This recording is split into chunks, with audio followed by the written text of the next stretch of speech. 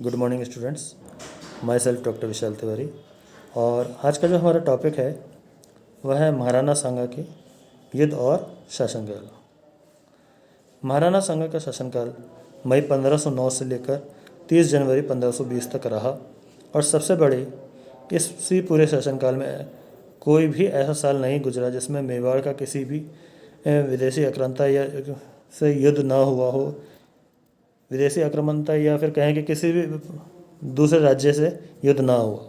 कहते हैं कि राणा सांगा की देह पर कुल 80 गहरे घाव थे। इतना ही नहीं, इस शासनकाल में उन्होंने अपना एक हाथ और एक टांग पूरी तरह से युद्ध में लड़ते हुए खो दी थी। इसी वजह से राजस्थान के इतिहास लिखने वाले जेम्स टोड ने उनको सैनिकों का भग्नावशेष कहा था, यानी कि एक बुरी तरह जख्मी सिपाही। ये आप देख रहे हैं महाराणा सांगा की एक आँख नहीं है, एक तरफ का हाथ नहीं है। इस तरह से ये 80 घावों से उछलित, इनके शरीर पर पूरे करीब करीब हम लोग 80 घाव देखते हैं।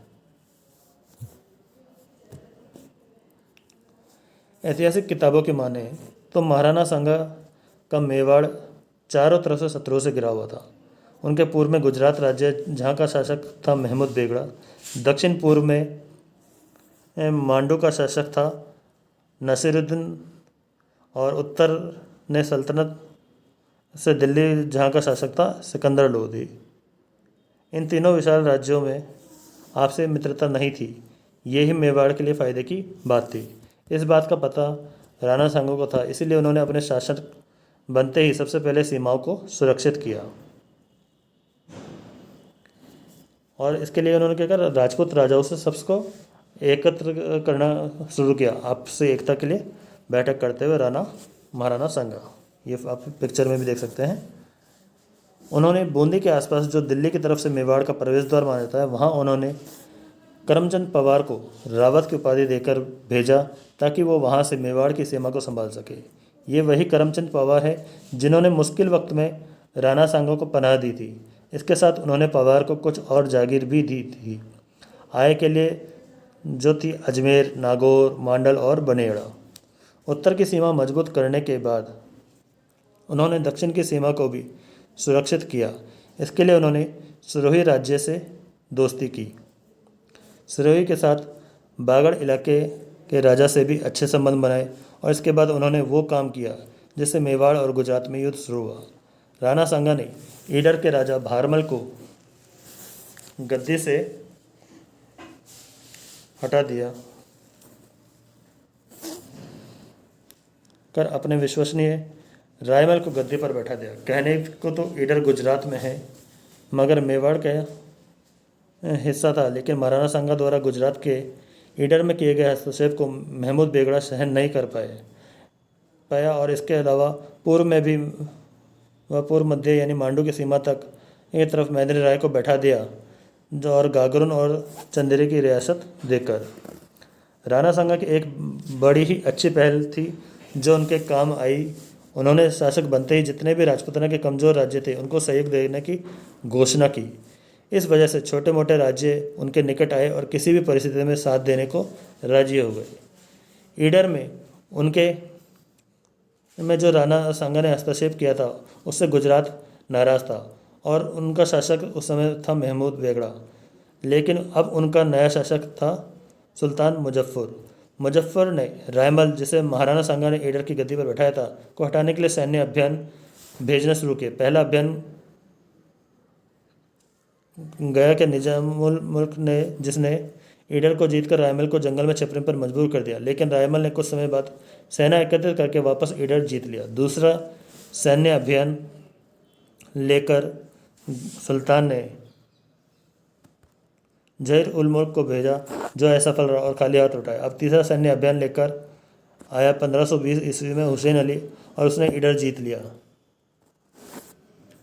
रायमल ईडर हार कर बची खुची सेना सहित पहुंचा महाराणा सांगा के पास और मेवाड़ पहुंचा और राणा सांगा ने क्रोधित होकर ईडर पर आक्रमण किया। ये जो फोटो देख रहे हैं, ईडर पर आक्रमण करने जाती मेवाड़ की सेना है। ये देखें कितने हाथी हैं। तो उस समय इनके हाथी की सेना भी बहुत मजबूत थी।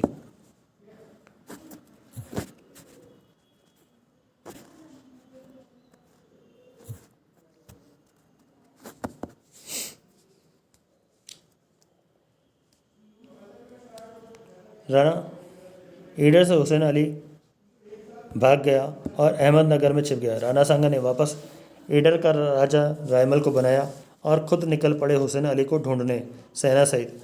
सेना ने अहमदनगर को घेरा और आक्रमण किया। हुसैन अली को मारकर वहाँ का खजाना, हाथी, घोड़े लूट कर वापस मेवाड़ आ गए। यह सारी कार्रवाई सुल्तान मुजफ्फर को रास नहीं आई और उसने मेवाड़ पर आक्रमण करने की योजना बनाई।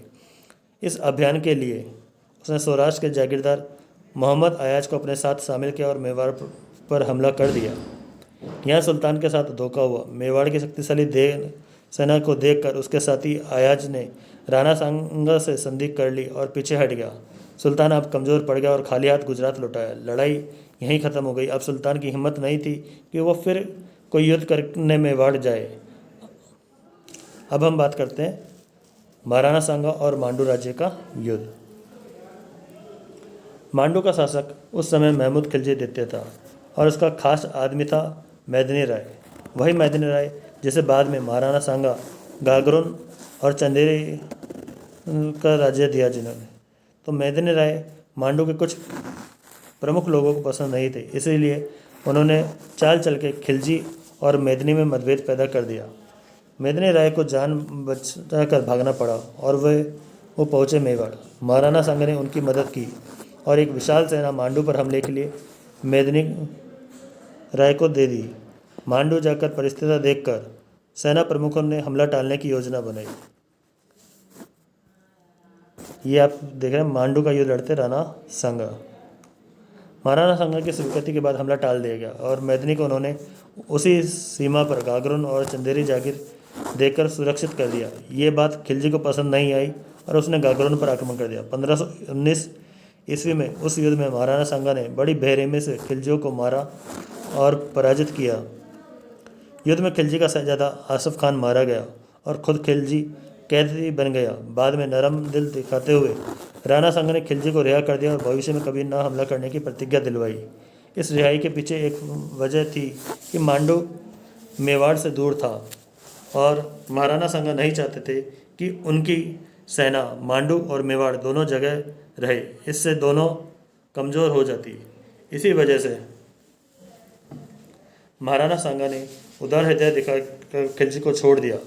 खिलजी भी इससे काफ़ी खुश हुआ और उसने फिर कभी मेवाड़ पर आक्रमण नहीं किया। इस रिहाई से ये बात भी तय थी कि अब मांडू और गुजरात मेवाड़ पर हमले के लिए संधि नहीं करेंगे। कुल मिलाकर इस रिहाई से मेवाड़ फायदे में था।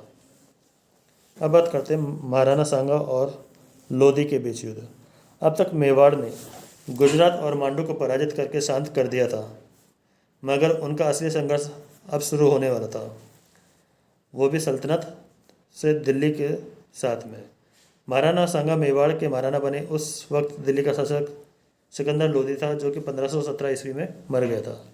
सिकंदर ने कभी महाराणा के सांगा के आंतरिक मामलों में हस्तक्षेप नहीं किया, मगर उसके बाद सुल्तान बने इब्राहिम लोधी महाराणा सांगा के सभी अभियानों पर नज़र रखे बैठा था। उसने 2 बार मेवाड़ से युद्ध किया और दोनों बार बुरी तरह हार कर वापस दिल्ली चले गए। ये आप इसमें एक पिक्चर देखिए, राणा सांगा और इब्राहिम लोधी की सेना का युद्ध करते हुए।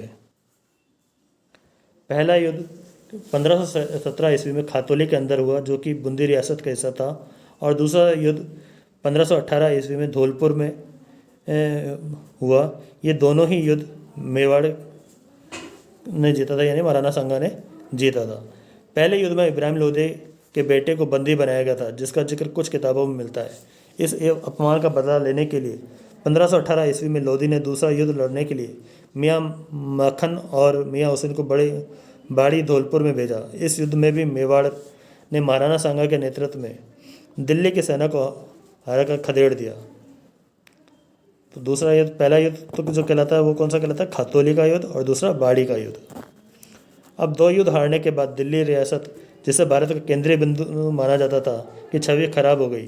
भारत की अनेक छोटी बड़ी रियासतें मेवाड़ के महाराणा सांगा को महत्व देने लगे। उनको लगने लगा कि अगर भारत में कोई व्यक्ति है जो दिल्ली में हिंदू सत्ता स्थापित कर सकता है तो वो केवल महाराणा सांगा है। इब्राहिम लोदी से दूसरी रियासतें कन्नी काटने लगी और वो कमज़ोर हो गया और ये युद्ध भारत से लोधी साम्राज्य को मिटा देने वाले युद्ध साबित हुए।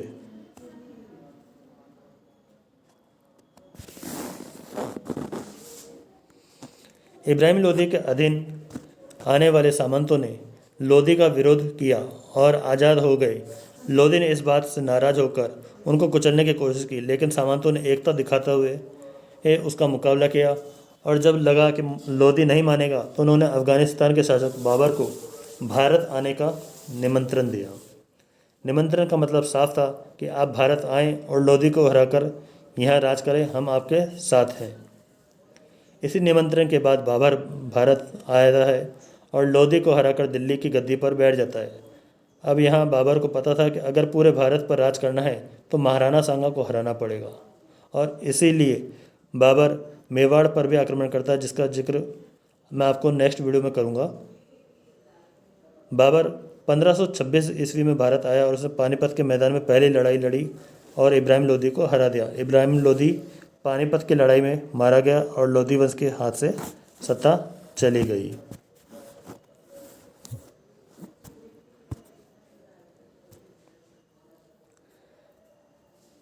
तो इस वीडियो में हमने देखा महाराणा सांगा के जो युद्ध थे, किन किन से प्रसिद्ध युद्ध, जो प्रमुख युद्ध रहे, कौन कौन से रहे। पहला गुजरात के विरुद्ध, दूसरा मांडू के विरुद्ध। इनके अलावा उन्होंने अजमेर चाकसू के ऊपर भी विजय प्राप्त करी थी, ठीक है। और मेन जो उनके थे दिल्ली सल्तनत के साथ में युद्ध। दिल्ली सल्तनत का जब राजा थे इब्राहिम लोदी उस समय, उनको उन्होंने 2 युद्धों में हराया, ठीक है, 1517 और 1518 ईस्वी में। 1517 ईस्वी में जब सिकंदर लोदी की मृत्यु हो गई तो खातौली के युद्ध में उनको हराया था। सिकंदर लोदी के जस्ट बाद इब्राहिम लोदी शासक बना था, तो उसे खातौली के युद्ध में पराजित किया, जो कि बूंदी रियासत का हिस्सा था। दूसरा युद्ध उन्होंने 1518 ईस्वी में धौलपुर के अंदर जो बाड़ी जगह है वहाँ पर किया और वहाँ पर भी उसको बुरी तरह से पराजित किया था। तो इस समय तक मेवाड़ के महाराणा सांगा पूरे हिंदुस्तान के एक सबसे शक्तिशाली ताकत के रूप में उभर चुके थे, ठीक है। तो आगे के वीडियो में हम लोग देखेंगे कि महाराणा सांगा और बाबर के बीच युद्ध किस तरह से हुआ, उसका क्या परिणाम रहे, जिसे कि हम लोग खानवा के युद्ध के रूप में जानते हैं।